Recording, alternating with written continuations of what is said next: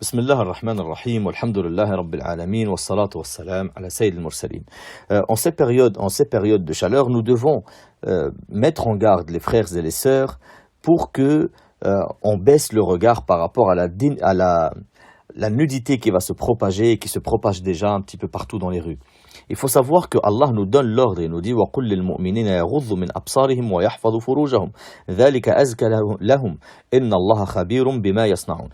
Dit aux croyants qu'ils baissent le regard, qu'ils préservent leur sexe. Attention, ce verset, il est descendu aussi pour les croyantes. Il a dit Allah dans un autre surah وَقُلْ لِلْمُؤْمِنَاتِ يَغْضُضْنَ مِنْ أَبْصَارِهِنَّ. Il dit aux croyantes aussi, elles baissent le regard, elles préservent leur sexe. Donc, et c'est haram. Donc Allah il t'ordonne de ne pas regarder ce qu'il ne t'a pas autorisé à regarder.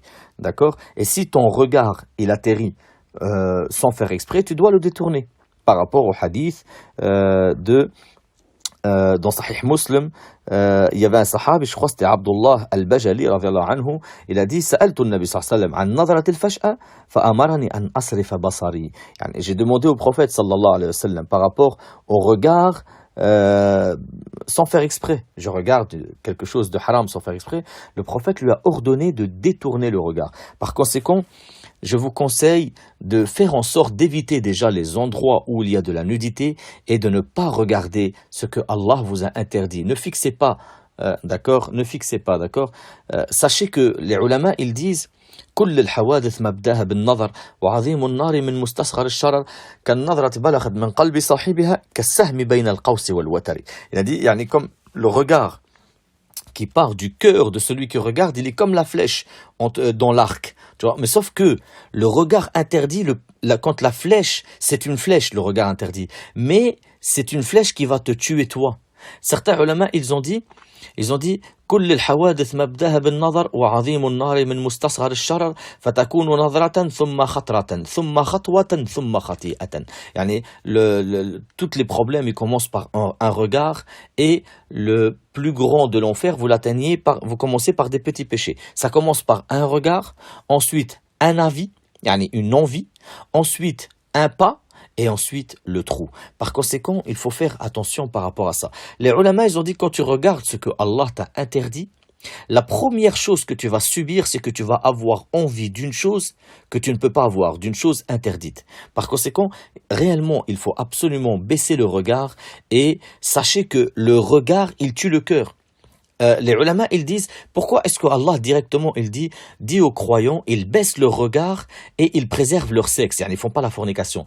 Ici, Allah Azza wa Jalla a montré que le premier chemin vers la fornication, c'est le regard. C'est le regard. D'accord? Par conséquent, tu dois préserver ton cœur et parce que c'est avec le cœur que tu as les envies, etc. Et ça prouve que quand tu regardes, ça te donne envie de faire. Par conséquent, si tu veux préserver ton cœur, ferme la porte, tu vois, au haram. Donc, ne regarde pas ce qui est interdit. Et sachez que le prophète sallallahu alayhi wa sallam, il dit ثلاثة لا ترى أعينهم النار. Trois personnes, leurs yeux ne verront jamais l'enfer. عين حرست في سبيل الله وعين بكت من خشية الله وعين كفت عن محارم الله. Donc les trois sortes de yeux ne verront jamais l'enfer. Il dit عين حرست في سبيل الله.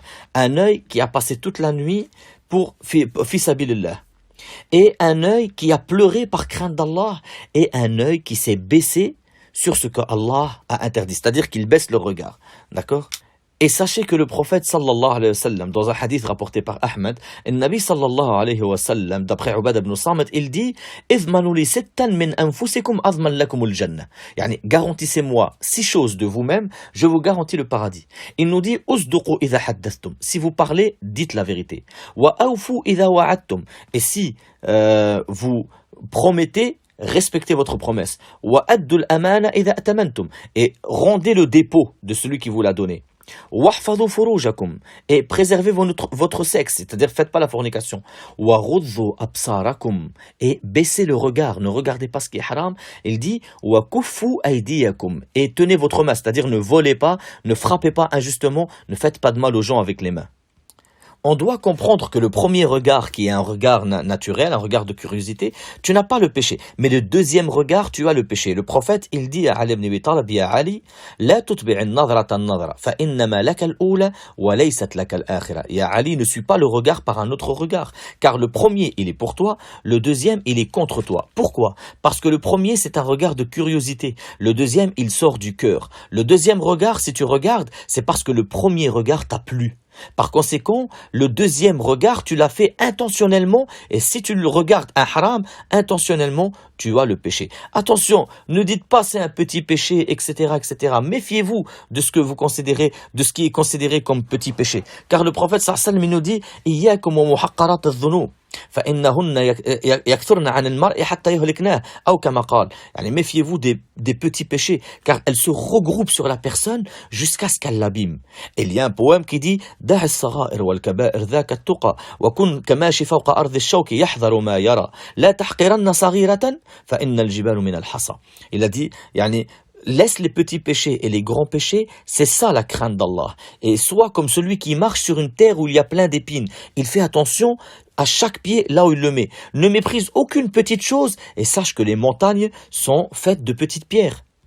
Et à partir de là, tu vas comprendre pourquoi Allah dans le Coran il dit وَقُلْ لِلْمُؤْمِنِينَ يَغُضُّوا مِنْ أَبْصَارِهِمْ وَيَحْفَظُوا فُرُوجَهُمْ. Dis aux croyants qu'ils baissent de leur regard et qu'ils préservent leur sexe, qu'ils font pas la fornication. Et ça prouve que le premier regard, comme on a dit, le deuxième regard qui est l'envie, c'est celui-là qui va te donner l'envie de faire le péché. Pourquoi? Parce que chaque regard, ton cœur, il en subit un coup.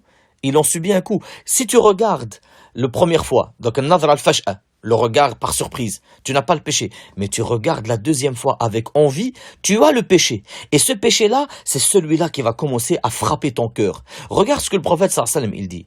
Le prophète, il dit, Al-ithmu hawazul qulub. Al-ithmu hawazul qulub. Wa ma min nadratin illa wa lish-shaytani fiha matma'a. Il dit, le péché, il prend la place dans le cœur. Et il n'y a pas un seul regard que tu fais sans que le shaitan, il en a envie de quelque chose. D'accord? Donc, les péchés, ils vont prendre la place dans ton cœur. Et il n'y a pas un seul regard sans que le shaitan, matma, yani ça veut dire yatma. Il espère de ce regard-là quelque chose qui va te pousser à faire le haram. Par conséquent, méfiez-vous car le regard haram avec le regard haram avec le regard haram, jusqu'à ce que ton cœur il se remplit de péché. Et à partir du moment que ton cœur il est rempli de péché, tu dois avoir peur d'Allah. Et tu dois craindre que le surplus de petits péchés ou le surplus de petits péchés te mène vers un grand péché. Et sache qu'il y a une qaïda qui dit La saghira ma'a israr wa la kabira ma'a istighfar. Pas de petits péchés s'il y a répétition. Parce qu'au bout d'un moment, ça devient un grand péché. Et pas de grand péché s'il y a le demande de pardon. Regarde ce que Ibn Jarir al-Tabari il dit. Il dit لقد حفظنا بأنه إذا تكررت المعاصي في القلب أغلق.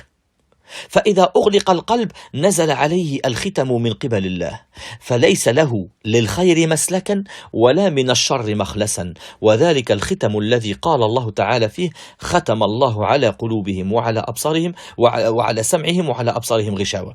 Ça veut dire quand les péchés ils succèdent sur le cœur il se ferme. Si le cœur il se ferme, Allah il descend le scellage sur ce cœur. Il scelle le cœur. Il ne trouve plus un seul chemin pour pouvoir faire le bien. Yani le bien il lui devient difficile. Et il ne trouve plus un seul chemin pour sortir du mal. Ça lui devient difficile. Et c'est ça le scellage que Allah il a dit dans Sourate Al-Baqarah. Allah a scellé leur cœur, leur oui, et devant leurs yeux il y a un voile. Méfiez-vous de la succession du regard interdit, car au bout d'un moment il scelle votre cœur.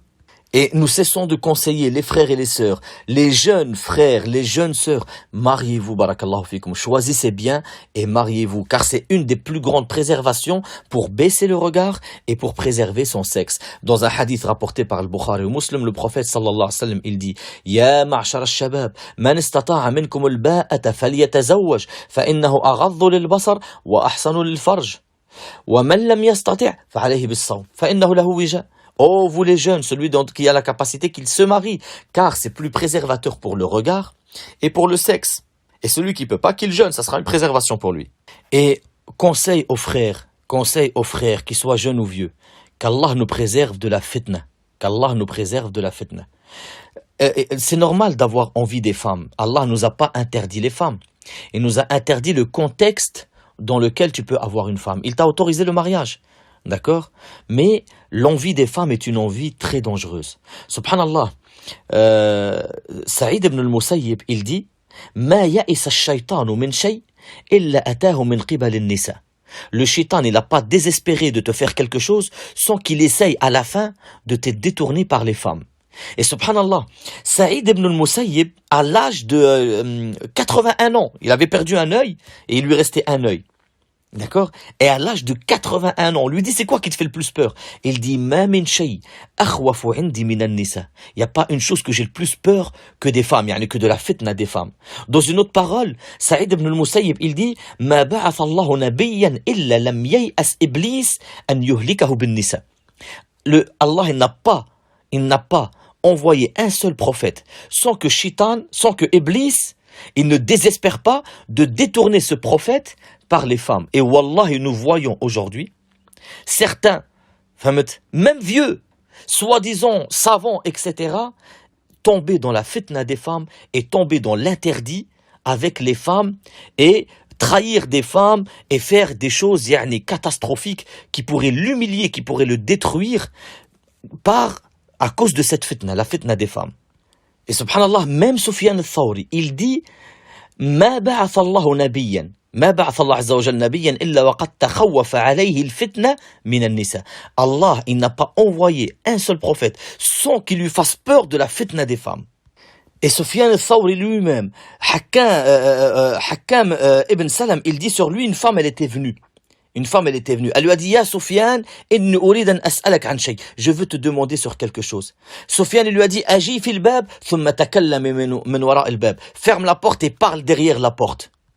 Et ce qui est incroyable, c'est que nous entendons certaines personnes qui, soi-disant respectables, etc., se faire passer pour une femme pour pouvoir dire à de jeunes femmes d'envoyer leurs photos ou des choses comme ça. Qu'Allah nous préserve de la fitna et de leur fitna. Et sachez qu'il y a un grand savant qui s'appelle Hassan ibn Abi Sinan.